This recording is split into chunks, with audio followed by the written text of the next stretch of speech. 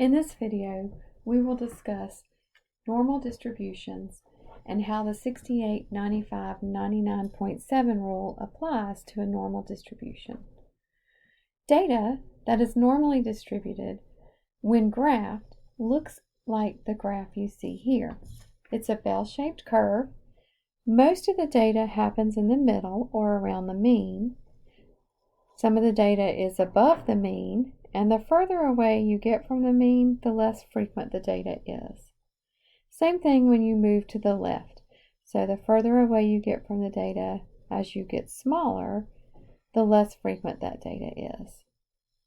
So the first rule states this: 68% of the data falls within one standard deviation of the mean. So that would be between z-scores of z equal 1 and z equals -1. So if we apply that to the graph here, the mean is going to be in the middle. And the symbol for the mean is an X with a bar over it.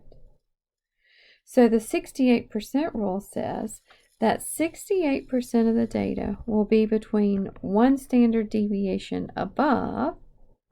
The symbol for the standard deviation is the circle with a line, or a sigma. So we say +1 because it's above the mean, or one standard deviation below the mean, so we say -1 because it's below the mean. So if I highlight that, it's going to be this section here.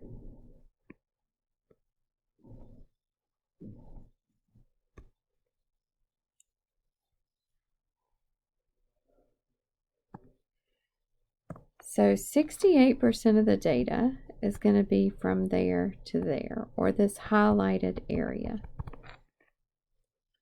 Moving further away from the mean, 95% of the data is going to fall within two standard deviations of the mean. So that would be here, 2 standard deviations above, or +2, to 2 standard deviations below, or -2. So if I fill that in here, then 95% of the data is going to be from there to there. And if I highlight that area under the curve in green, 95% of the data then is shown with the yellow and green combined. So most of the data, 95% of it, falls in this range. Then if I go a little further out to 3 standard deviations, above being here and below being here, and if I form those dotted lines here and here, then 95% of the data is going to be all the way out here, or nearly all of it. Not quite all, but 99.7%. So let's look at some examples to see what can we do with this rule. So in example 1, we have find the mean and the standard deviation for the normal distribution described by the curve shown in the figure below.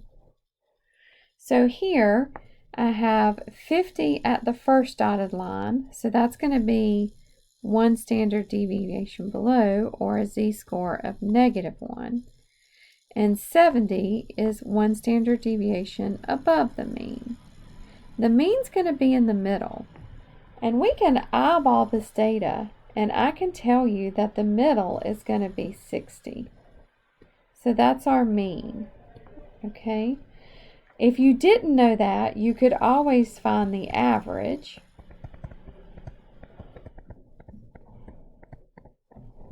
Between the two numbers.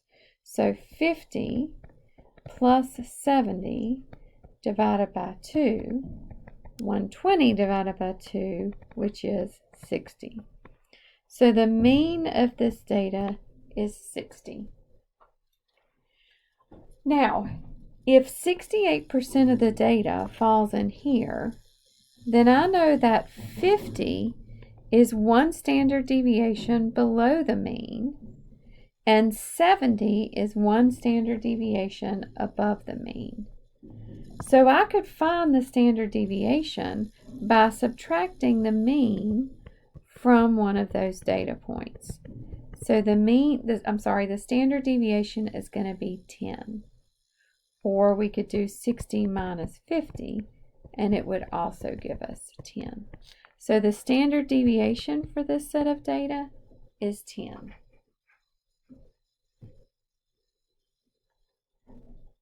Let's look at example 2. In example 2, they want us to find the mean and the standard deviation for the normal distribution described below.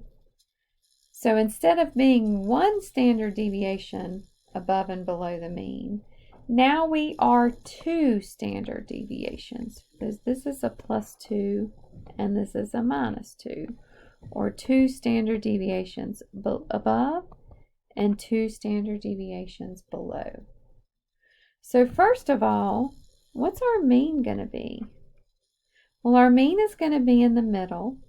And if you can't tell that by just eyeballing it, you can always find the average of those two numbers. So the mean is going to be 42 plus 84 divided by 2, which is 126 divided by 2, or 63. So the mean of this data set is 63. Now finding the standard deviation is just a little more involved, because instead of being just 1 standard deviation above the mean, 84 is actually 2 standard deviations above the mean. So we've got to figure out what number we can add to 63 2 times to get 84. Or mathematically, the way to find that is to take the data value, subtract the mean from it, and divide by the number of standard deviations you are away.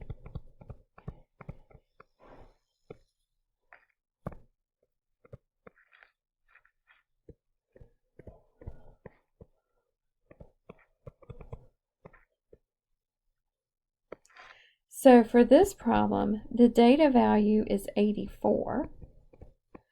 We're going to subtract the mean, which is, we know now, 63. And instead of just taking that as the number, we're going to divide by 2 this time, because we are 2 standard deviations away from the mean. So that's why we divide by 2. Had this been over here and been 3 standard deviations above the mean, we would divide by 3. So 84 minus 63 divided by 2 gives us 10.5. And if we do the same thing with 42, 63 minus 42 divided by 2 would also give us 10.5.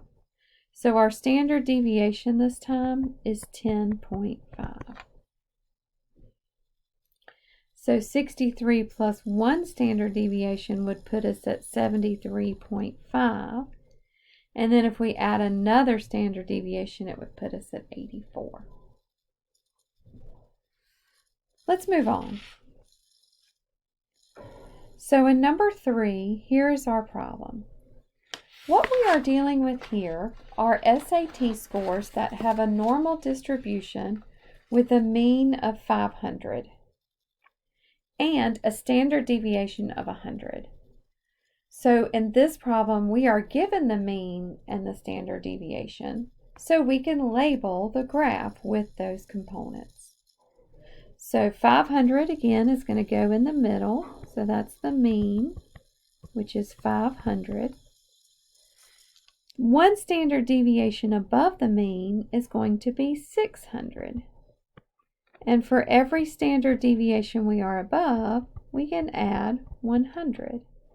So if we add another 100, 2 standard deviations would be 700. And if we add another 100, 3 standard deviations above the mean is going to be 800. Likewise, if we fall below the mean, instead of adding, we're going to subtract. So this would be 400, which would be 1 standard deviation below the mean. Subtracting 100 again gives us 300, and subtracting 100 again would give us 200. So remember that we have the 68, 95, 99.7 rule. But what we're going to see in this example is that we can use the 68, 95, 99.7 rule to divide this graph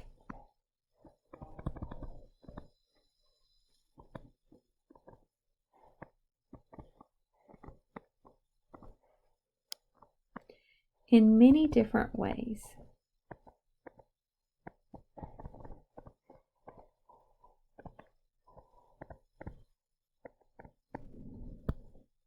So using that rule, along with the fact that it is symmetric,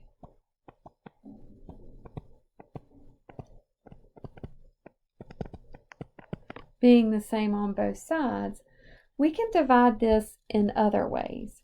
So we know that 68% of the data falls within 1 standard deviation of the mean, right? Well, if I take this and I put the line down here for the mean, then that divides this middle section into 2 equal sections. So if 68% is from the outer sides, then I know this half is going to be 34%, and I know that this half will also be 34%. So we got these sections from doing 68 divided by 2. That might be helpful in some of our problems, but let's divide this even more. What if I wanted to know what this section was here? Let me highlight that while we're working on it. Well, I know that from this outer blue line to this blue line, right, from here to here, if I extend that all the way up, is 95. And I know that the green portion is 68 of that. So I can find this yellow section by doing 95 minus 68. That will tell me what's left over for the yellow sections. Whoops.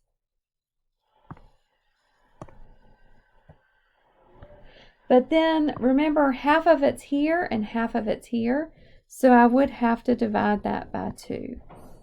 So 95 minus 68 divided by 2 is going to give me 13.5. So 13.5% lives in that section and that section. Okay, so this is the formula we use to get the green.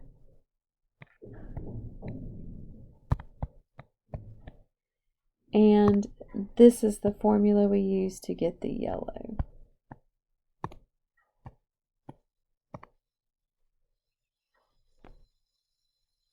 So looking at now this little blue section here and here, some of the data lies in the blue sections.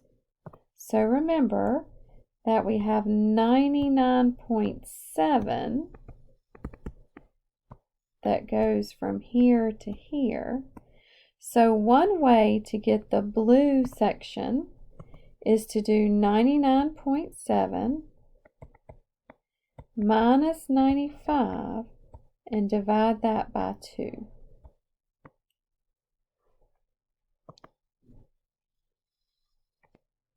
And when we do 99.7 minus 95 and divide by 2, That gives us 2.35 for this area.